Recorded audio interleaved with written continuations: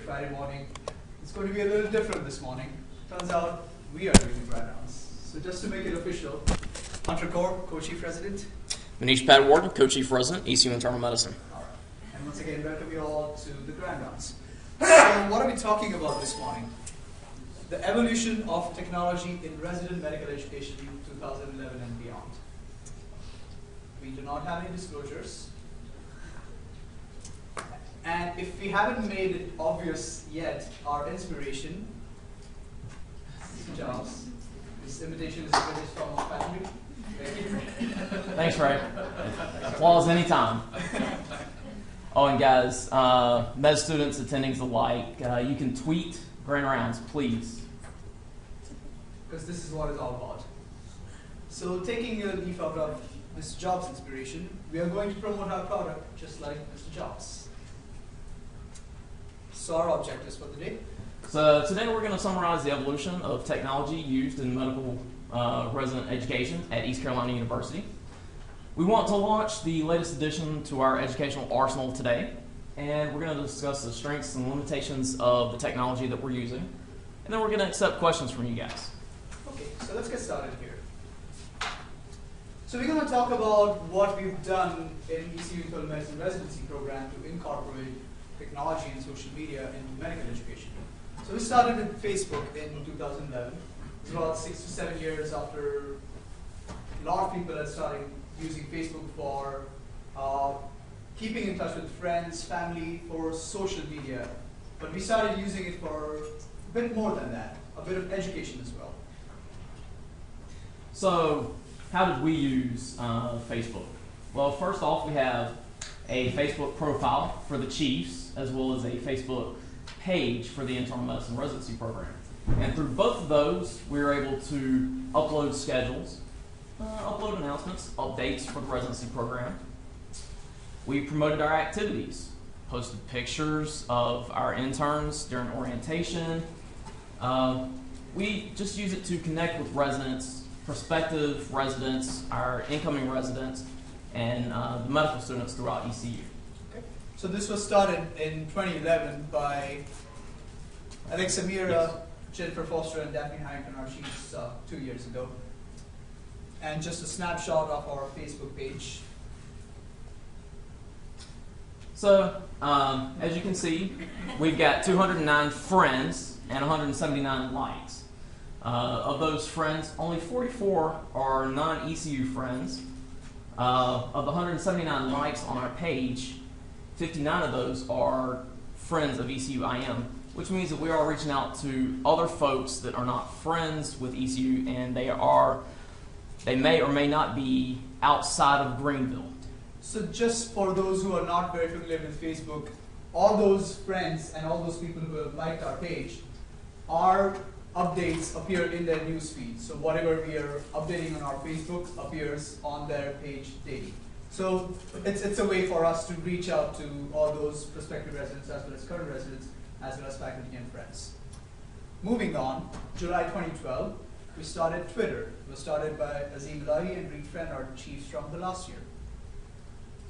On Twitter, we have our handle as eCUiN Chiefs, which is similar to a profile on Facebook.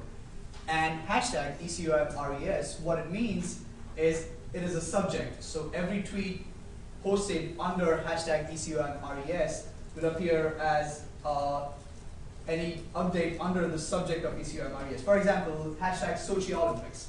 So anything tweeted throughout the world under the hashtag Sochi Olympics, we'll talk about Sochi Olympics, and it will appear in that update.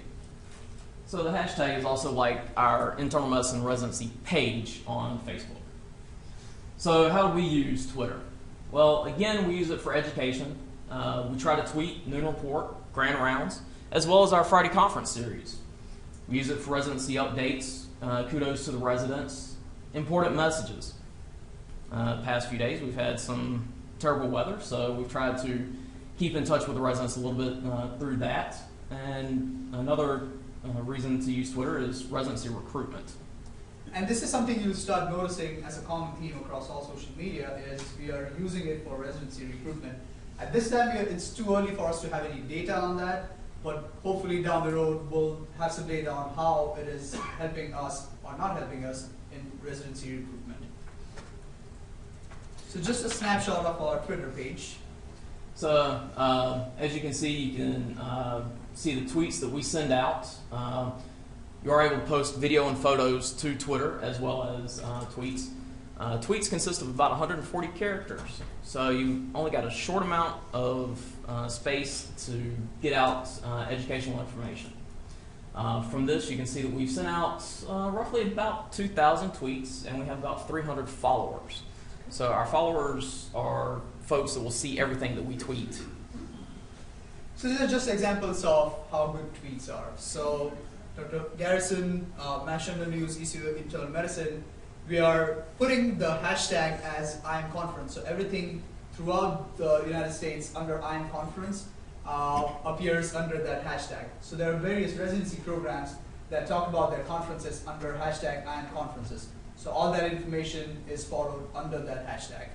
Similarly, ECUiN Res is our own hashtag, and FOA Med is also an open access source for medical education. So I know this slide looks really busy, but it's actually fairly simple. All the circles that you see are people who are receiving tweets from us. The circles are people who are outside of ECU, where the red triangles, which are a little harder to see, are ECU folks. The purple is Dr. Desai at Neff On Demand. Blue is us at eCUiN Chiefs. The yellow golden color is Dr. Kramer at SKPD eCUiM. And what this means is if eCUiM Chiefs were to send out one tweet, it takes 2 people to retweet that to get the message across to a large number of people. So we all know about number needed to treat, right? NNT. We're going to call it number needed to tweet. So we don't exactly have a formula for that, but the concept is the same, that lesser number of tweets to spread the message to more number of people. So lesser the number, better it is. We are at 2 right now. Okay. All right. And this is just a map of where some of our Facebook followers are. So as you can see, the majority of them right now are in North Carolina. We've got a few in New York, Pennsylvania, a couple in Ohio, a few out in California. So what it means is all those followers, when we send a message out, is reaching those people and also the followers of these handles. So it gets multiplicated to various number of, or large number of audience. So modest numbers, I know, people are not impressed. But let's move on. Let's talk about YouTube. So we talked about Facebook, we talked about Twitter. Then we launched YouTube. So almost everyone in this room has used YouTube at some point to view the video or maybe upload a video. But most of the residency programs or hospitals use YouTube to promote their hospital. So you have a video from a reputed hospital talking about a new procedure that they've started at their hospital or a new building that they have built. So essentially to promote their hospital or their program. But we started using YouTube a bit differently. We used it to spread medical education. All these grand rounds, all these conferences, and all the medical information that gets spread within the ECU Internal Medicine can go on YouTube and reach larger audience. And we'll know a bit more about that in further slides. So like I said, all these grand rounds, including this grand round, and FYI, we take the consent of the speaker who's presenting at grand round if it is okay for them to upload this video on YouTube. Similarly for Friday conference lectures. And after that, those lectures go on YouTube. So essentially promotion, but in a different way than most other programs seem to do it. We're spreading medical education and making it an open access source for medical education. And again, the common theme remains residency recruitment. And not only is it just for our residency program here, but thanks to Dr. Mark Romans and Dr. Paul Bolin, we are getting the region docs involved in this. So they're getting a chance to see our grand rounds, even though they're not able to be here physically. So here's just a picture of our YouTube channel. As you can see, we've got quite a few videos posted. This is not all of them. We have about 41 videos. Currently, we have about 346 subscribers. Basically, that means that everybody that subscribes to us, whenever we upload a video, they get that in their news feed on YouTube. We've posted about 41 videos, which averages out to about 38 hours of education posted on YouTube. Of that 38 hours, we're getting out about 2,000 hours of education being delivered to folks, because we're getting about 21,000 views on these 41 videos. So I just want to take a moment here and to assimilate those numbers. What do those numbers really mean? So we are posting about 38 hours of educational videos that are being viewed for over 2,000 hours and over 20,000 times. So what does 20,000 views mean? Does it mean 20,000 different people are viewing it? Maybe not. I watch a video once, I log out, I log back in, it gets counted as 2 views, but it's the same person. But what important it is, so for any grand rounds, how many people in the audience? Maybe 60, 70? So any ECU Internal Medicine grand rounds that gets attended by 60 or 70 people is now being followed by over 20,000 times, and we don't know how many viewers, but it's being seen for 2,000 hours. Education over 38 hours being seen over 2,000 hours. And that's something we wanted to assimilate those numbers and really understand what those numbers mean. And where are these videos being seen? Is it only in the United States? Is it only in Greenville, North Carolina? What do you think, Hunter? Actually, it's not. It really is a little tough to see on this map, but the darker the blue, the more views. So, of course, top of the list is the United States. Number 2 is going to be India, with actually a little over 1,300 views itself. Next comes the United Kingdom, then Canada, and finally Australia. But we have 92 countries that our videos are being viewed in. We even have 101 views in Russia. So grand rounds and Friday conferences at ECU Internal Medicine in Greenville, North Carolina is being viewed all over the world in over 92 countries. How about in the U.S.? Well, you would think that North Carolina is top, but it's not. Actually, Ohio has the most views. Currently, they've got a little over 1,100 views. Next comes California. They're right at 1,100. North Carolina comes in 3rd. New York 4th, and Florida is 5th.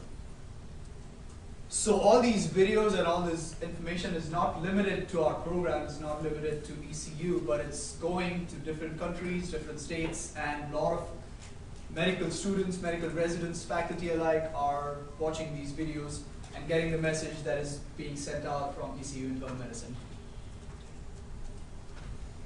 So prior to residency, we took a little survey, and about 83% of the residents were using Facebook prior to coming to residency.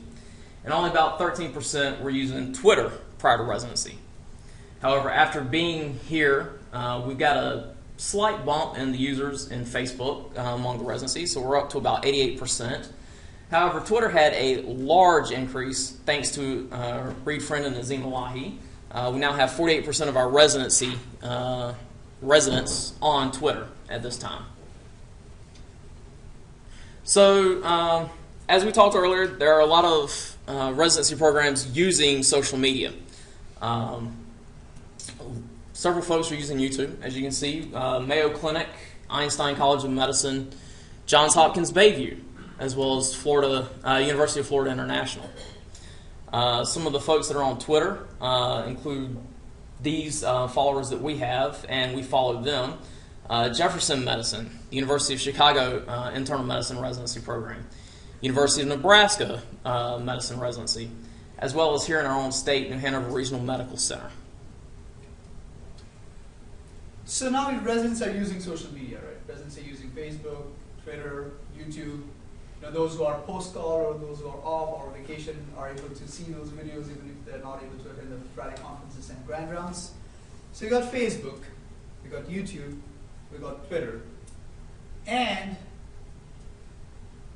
most of the residents have smartphones. They're using smartphones to access different medical education resources, including the ones that we mentioned.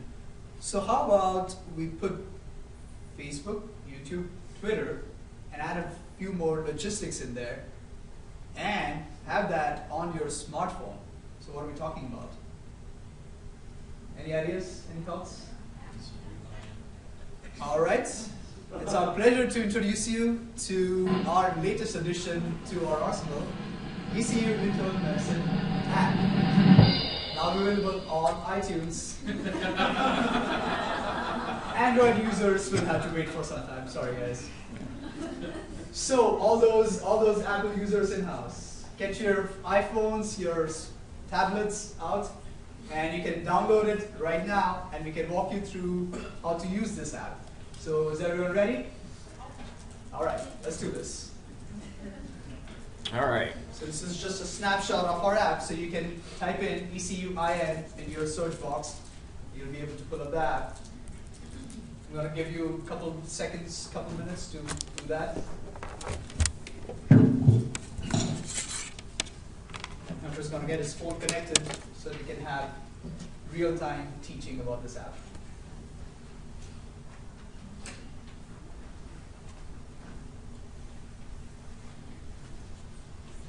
Go ahead. So what's this app all about? So like it says in the description, we're using this residency app for house staff to be able to access certain information that they need for their daily workflow. A lot of logistics, like we said, conference schedules, their own blog schedules, and also all the education resources that we talked about incorporating social media. What I want to emphasize here, and I will emphasize it even later on, that this is not replacing the traditional teaching of medicine, but it's only supplementing the traditional teaching. And it's finding a way for that message to reach larger and larger audiences. So is everyone ready? Shall we go ahead with the app? All right. Okay. So to unlock the protected content in this application, you're going to need to put in a username. Doesn't matter. You can use your ECU email address. The password for today and today only is on the screen. It's lowercase ECU M8411. And that will only work for today. And the reason for password is we want to protect the sensitive information like resident pages, attending pages, so on and so forth. And that's the reason these numbers, phone numbers and page numbers are protected by this password. Everything else is available to the public. Okay? All right, so let's get started. All right, let's take a look at the app. So this is how you would see the app on your screens. As you see, we have different options here. It's a link to our residency webpage. There's a link to schedules, conferences, some cheat sheets that residents find useful on floors, internal survival guide, just some logistics, resident pagers, attending pagers, certain important BMC numbers, antimicrobial guide. We have to thank Dr. Cook is here and Mr. Gooch and the entire ID department and Vidcon Medical Center for giving us access to this antimicrobial guide. The antimicrobial guide that you've used in your pockets, in your coat pockets, that's now on your phones. We also have the Diabetes Blue Book. Dr. Tannenberg is here. Thank you so much, Dr. Tannenberg, for giving us the opportunity to have this access made available to the residents on their phones. We have Nephrology on Demand. Dr. Desai has been a mentor for this entire project, and there's a link to Neph on Demand in there. There's a link to this new app developed by Tindu and Bersey, Cardiac Risk Assist. It lets you calculate your lipid goals for your patient, and lots of new links through that. And Cardiac Risk Assist, we have a link for that app on here as well. We also have a link to survey, and then link to all the Facebook, Twitters, and YouTube down here. So let's look at one of these. So let's see, what do the schedules show, Hunter? So currently we have our general medicine call schedule. Quite a large file now that we've added a few new schedules to it. So even though it's on wireless, it will take a minute for it to come up. But we have our general medicine call schedule. We have cardiology, and we have MICU in here as well. So whenever residents need to know whether they're going to be on nights in the MICU coming up or nights on cardiology, they can open this up and take a look at it. When it opens up, that is. It's Yeah. a cold morning. So someone asked me the other day, so schedules change, some calls get switched. How do we keep up with this? How do we know who's switching the call with who? And I said in last Friday conference, wait for 1 week, there may be a way to have that available on your phones. And this is the way it does download. I'm not sure if it's downloading on your phones. It's been working fine on all our phones. I'm not quite sure. It is downloading. Perfect. Thank you, sir. Just click the back button and refresh it. Hunter? Yeah, I did. Okay. There we you go. There we go. And you can increase it in size. So this is the most updated block schedule, the calls, cardiology schedule, MICU schedule. So, day-to-day information that all the residents need to know when they're working, when someone else is working, who do they need to sign out to. So some logistics. Similarly, we have schedules for conferences. The Friday conferences are noon report schedule as well. And you can get that through the AM conference right there. Okay. All right. Let's take a look at antimicrobial guide. So I'm sure all of you have used this at some point with the actual book. How about if we had that available on your phone and in a searchable manner? So if you want to look up UTI, just type in UTI in search box and UTI will pull up.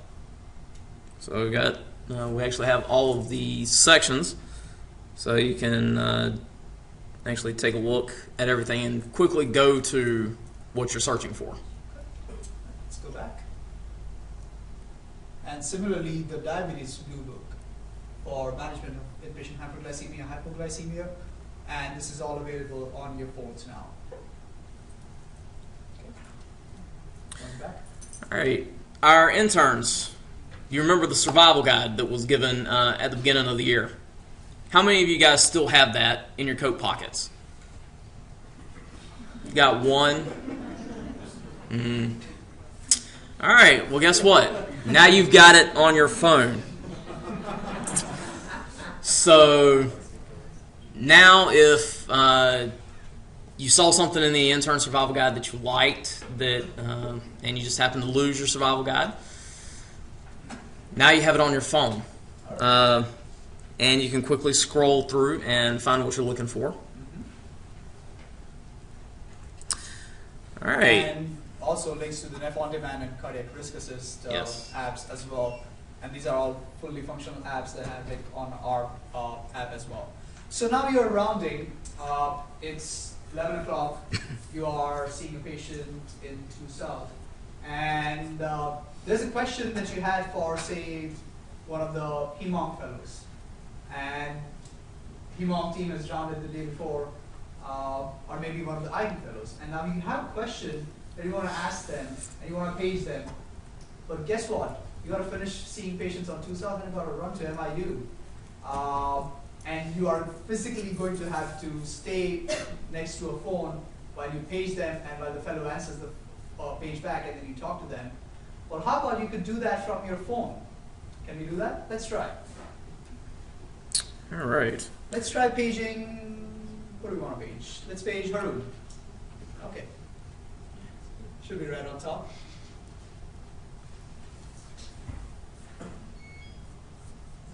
At tone, please enter the patient number.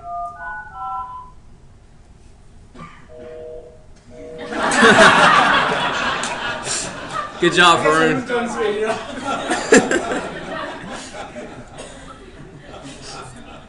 Actually, let's page 10 new one.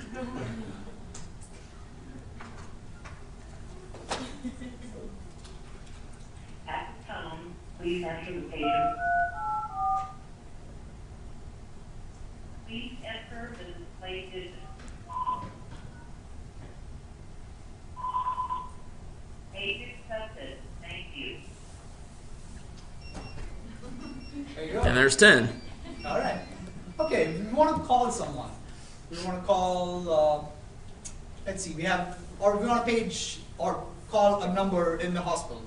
Maybe who do we want to call that doesn't get annoyed at us if we call them right now? Let's see.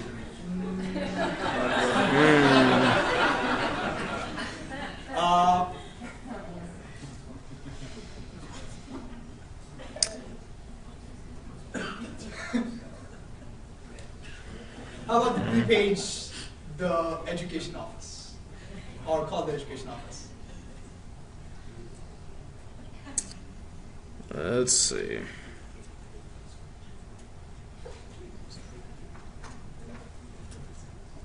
Call 2 South. Call Yeah, we'll just call 2 South. Two South is down there. Yeah. Yeah, there we go. There you go.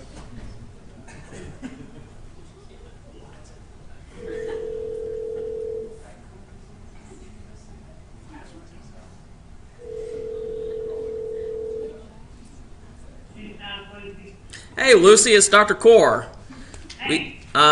Good morning. We just wanted to try out something.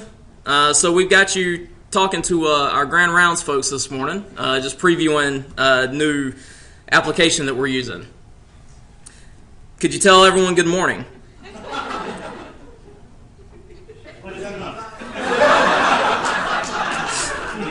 Lucy's going. Yeah, that's fine. All right. Thank you, Lucy. Thanks, Lucy. We'll go back to talk to you. Yeah. Okay, so you get the idea. So you can page someone, you can call someone when you're on the move. Also, let's see if we can pull up our YouTube page from here.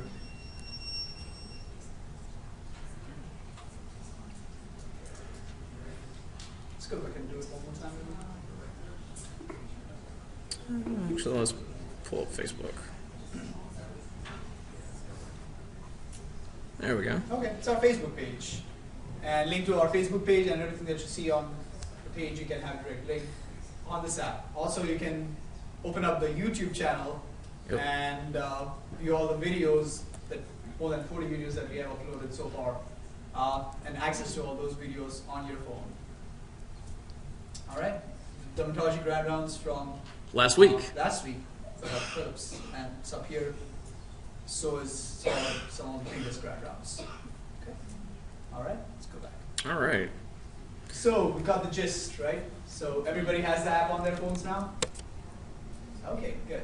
And I see that we've gotten one new like on the Facebook page since last night.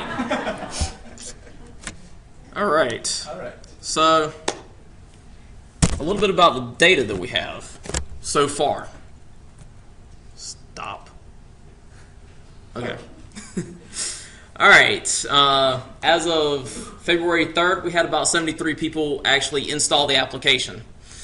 A little odd, but we know that Tim Nguyen, Dr. Desai, ourselves, and Dr. Kramer had downloaded the app. We had a few folks from several other areas download the application. It has been used 198 times. 144 of that 198 times was within the United States, 129 times from North Carolina, and as you can see, 125 from Greenville, which pretty much accounts for myself, Manish, and Dr. Desai and Dr. Kramer. And every user, when they go onto this app, are spending about roughly 8.5 minutes. So it's not logging in and logging back out, but maybe going onto the YouTube link and watching the videos. So again, making the YouTube video reachable to more and more audiences. So what are the lessons learned from here, and what are the pitfalls maybe, and what are the advantages? So all of our residents know about social media, but some of the newer forms of social media, including Twitter, our residents are a little hesitant to use. So it takes quite a bit of encouragement from us to get our residents to use social media, Facebook and Twitter. Time investment. Time investment can be small for Facebook and Twitter, or it can be a little more time consuming for YouTube, because you have to record the videos, you have to produce them and share them and upload them to YouTube. For Twitter, we found that for conferences, you need at least one assigned tweeter for that. And for most of our conferences, it's either myself or Manish using the eCUiN Chiefs handle. You don't want to over-tweet things. So typically, within a 30 to 60 minute lecture, you want to try to get out maybe 5 to 10 pearls. And those pearls have to be within 140 characters. So you don't want to sit there and tweet 20 or 30 things from one conference. Some things you can do that with because you actually have to. Noon Report is a good example of that. It's hard to get the pertinent information out on Noon Report in 140 characters. But you can also use video, you can also use photographs through Twitter. We know that the new forms of education that we're using, the social media, it doesn't replace traditional medical education, bedside rounding. This is only used to supplement education. And that's what we want to make you guys realize, that this is just a supplement. It's not to replace anything. Absolutely. And to end it all, we have a lot of people that we need to thank. Dr. Kramer, this is the only exception. You're darn right about that. Yep. We did ask permission first. And this is going to change when we go back on the course. Yeah. So, all right, Dr. Boland, I don't think Dr. Boland's here today, but without his support, we wouldn't have been able to do all these social media advances in education. And thank you for his support throughout this project. He was also able to find the funding to get us the nice laptop to be able to make our recordings on. Absolutely.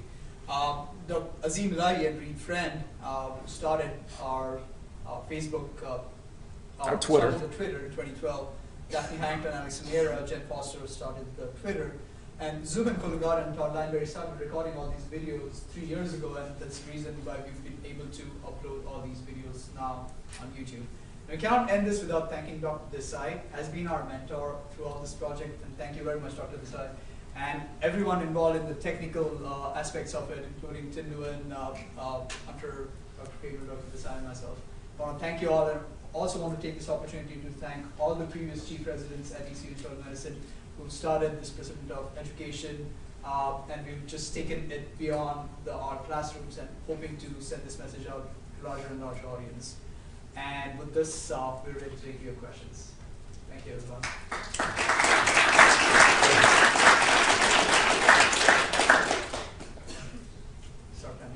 So years ago, when Hassan al-Hassani was chief resident, he put together a whole list of articles for every single topic just to get access to the website. So if someone who's a user of Facebook could get into the homepage, the website, and pull out the latest articles on a particular topic, PDF, maybe update every year, I think would be useful. And you could do that. The final thing is, it would be really good if you could figure out a way how people get CME credit. I don't know how to do that, but it's possible they may have to ask a question or something, but that may also increase your people who consider. Sure. Absolutely, and I will say that Dr. Boland and we have been trying to come up with a way to get the CME credit for grand rounds, for those who can view grand rounds, and we would like to push that towards, maybe doing some more stuff with the app to be able to get CME credit. But that's a very good thought. Thank you, Dr. So first a comment and then a question. So the first comment is that so many people don't understand Twitter at all, and they think it's about, it's not about I'm having pizza for lunch. What I love Twitter is that I would have to subscribe to 50 different journals and 10 national newspapers to get the exposure to the best ideas of the day. And so that's what Twitter, for me, provides me with, is that there's just the cutting edge thinkers in our country in medical education and healthcare have a Twitter handle. And so I'm able to follow them and have exposure to these ideas and reflect and think if any of these ideas are applicable in what we do here. Some of them are, and I love that about Twitter. There's a lot of negativity, but you can choose who you follow, and that can filter out a lot of the nasty stuff, the Kardashian stuff that you think about Twitter. And then, so the question I have is, can you comment a moment about the use of social media and patients? That's a sticky wicket, but I There's think guidelines. right. So absolutely want to be in compliance with HIPAA at all times. But at the same time, just like we are using Twitter to get more and more medical information, imagine if patients had more reliable sources of that information rather than something that's not regulated, what if it came from their doctor? Without violating HIPAA, if patients, many of the patients are getting more and more tech savvy, if we can have this resource available to them, that'll be good for their overall, just educating them about their own medical problems and so on and so forth. Right, That so, answer it? and also the reminder is you can never be a friend of a patient on Facebook, just putting that reminder out there. And they really you should not follow a patient if you're involved taking care of them. Just remember those things and you should be fine. Yes, And and no trust, identifying information in your tweets or on your Facebook posts. and trust me, patients will try to befriend you on Facebook. I've had a few try that. Any more questions? So another thing that you may or may not know is something called ResearchGate, and you actually can follow people's publications. Yes. So anyone here who's published any articles, you get on ResearchGate, and people come and request your articles. I get a lot of requests on LinkedIn from people, and I don't really know what to do with it. I don't find it very helpful. I think that's mostly people looking for jobs. But the ResearchGate, even for academics, is probably a nice way to interact with people, and then you can download any articles you publish, you can put posters on there, and I think it'll be a useful thing for people to, if they're interested in academics, to consider that website. Sure, absolutely. So Chris. I wanted to talk about the CME credit that we've been working on getting CME credit for 3 years, and there's one main reason why we'll never get CME credit for what we do on YouTube, and it's because of the number of views that we have. We have too many views. So the CME office is a major and a legitimate concern that they'll be overwhelmed by people requesting CME because of the numbers we have. So could you limit to a certain number if you register? Limit to a certain number of people register as a user, you can get it that way? Then we'd have to control, so we thought about that too, we'd have to control how many people we'd allow to register. Because they only have a certain amount of manpower in the office. And we don't want to block anyone from using our tool. Well, I think the first thing you should do is get all the former residents registered. The doctors out in private practice, they don't have access, so it's very hard to get that. So it would be good to get credit. So that may be a starting point. Just have, when residents and fellows leave this institution, they can be hooked up indefinitely, because you don't have access to PubMed, and it's hard to get, a lot of CME. You may not up to date, people don't have up to date, it costs a lot of money. So one thought is just at least have former residents involved, and then be a way they can contact. Maybe a small number, at least get started. That'd be something, man. Sure, thank you. Yes. When you call like 2 South, on that receiving end, what number shows up on the telephone? Is it my cell phone or is it just a generic out of state, out of the call? It will be your caller ID that shows up on the phone. Okay. So it depends on how you have your caller ID set up. If you have it set up to show nothing or show it as blocked, it'll come up as blocked. Is that the same thing that goes for paging someone or caller ID has to become blocked so that you can page back yourself? So when you're paging someone, the patient number gets put in automatically, and then you're putting callback number. If you want to put a callback number as a different number, you can very well do that. When you're paging, your number is not automatically going to go there on that page. So when I was an intern in 1971, we had pagers. They are so out of date. Why don't you just have everyone's cell phone number in a system, and then you want to get a hold of someone, you text them. I mean, that's how I do with our fellows. That's the way I can talk to my children. So I don't understand why I need pagers. I wish I could have the funding to our hospital administration authority to do We can that. get you a Twitter handle, Dr.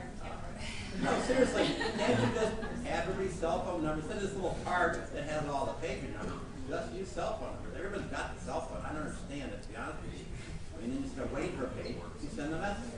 So ironically, a lot of physicians, particularly of our generation, don't want their pagers, they only want to use their pagers. They don't want their cell phone to be open access for communication. That's been my experience. I think it I'm would retired. Yeah. It'll happen eventually. The other issue is that depending on where you are in the hospital, you don't get the text until after you leave. So when I'm in ED or radiology, I won't see whatever my message was until I receive that particular report. I don't have reception. This place is different. And most hospitals are actually. Right, you don't get the limited text message. Yeah. There are some hospitals, though, that hand out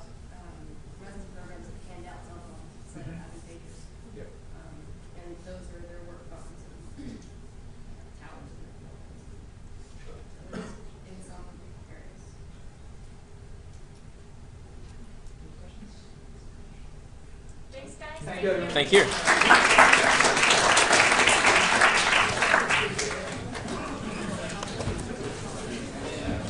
All right, boys, password. ECU exclamation.